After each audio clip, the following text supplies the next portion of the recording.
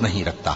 جن مسلمانوں سے خواہ مخواہ لڑائی کی جاتی ہے ان کو اجازت ہے کہ وہ بھی لڑیں، کیونکہ ان پر ظلم ہو رہا ہے، اور اللہ ان کی مدد کرے گا، وہ یقیناً ان کی مدد پر قادر ہے۔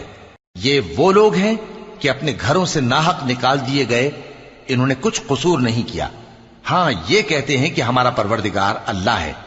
اور اگر اللہ لوگوں کو ایک دوسرے سے نہ ہٹاتا رہتا تو خانقاہیں اور گرجے اور یہودیوں کے عبادت خانے اور مسلمانوں کی مسجدیں جن میں اللہ کا کثرت سے ذکر کیا جاتا ہے گرائی جا چکی ہوتی۔